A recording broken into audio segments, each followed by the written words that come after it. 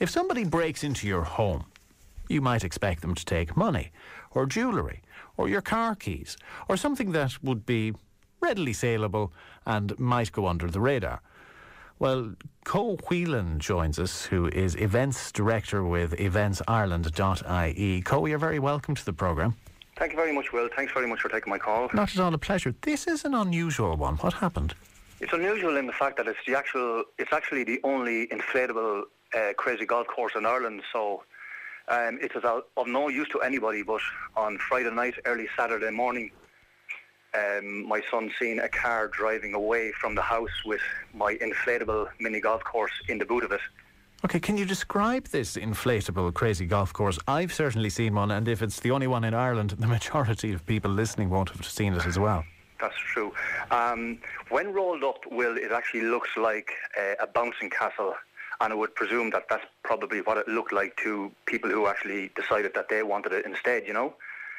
But when it's rolled out and ready to use, it's actually 15 metres in diameter.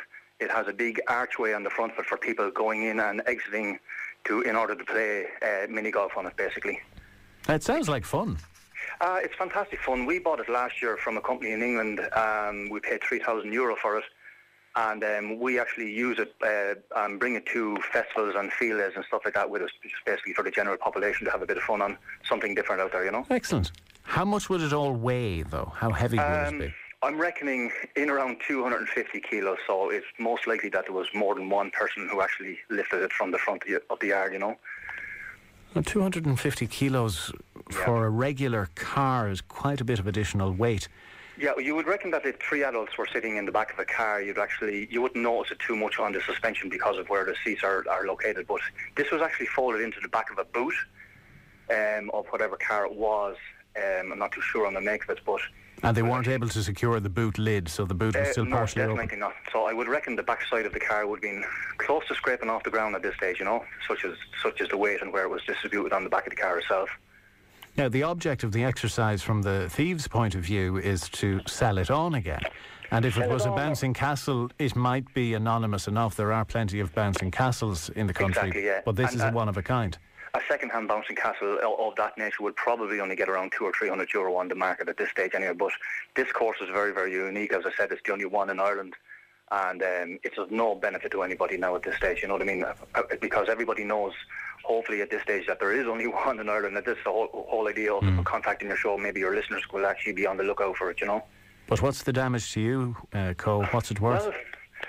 Well, it's not the value of it as what I bought it for, as in $3,000 last year, but we're coming into festival season now at this stage, so it's actually priceless now at this stage. Because right, you will suffer lost revenue if you can't recover it. Definitely, you know. Where did you bring it in from? We brought it in from a company in England called AAA Inflatables. We actually Googled it and we found that they were selling them, so we contacted them there around last May. And obviously paid the price and got into the country then, as I say. It has done a few jobs around the country, mainly up around the Dublin area, up around the Point Depot Market at the Dublin Wheel, and the Mad Hatter's Tea Party there was in Dunleary at Town Council there for Easter. And obviously we're getting ready now to get it ready for the summer period itself, you know. Yeah, so your big period of demand is coming in. Yeah. Okay, let's recap the essentials then. It was taken sometime on Friday night, Saturday morning. Yeah, in around 1 o'clock in the morning on Saturday morning. From what area in Portarlington? We're in Foxcroft Avenue, just down by SuperValue area.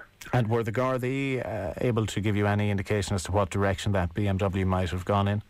No, the Gardai themselves were fairly prompt in coming to the house now. They were actually here about 20 minutes after the phone call. They came in from Portarlinton, and basically all they could do at that stage is just basically put the word out among their own crew and hopefully try to find it that way, because as I said, there's no use to anybody, so probably when people open it up they will probably find out at this stage that it's not a bouncing castle, and then will probably dump it on the side of the road. So I've been in contact with town councils and county councils to be on the lookout for it as well, you know. Right, but equally if somebody's out walking the dog or jogging or whatever, they might come across it either.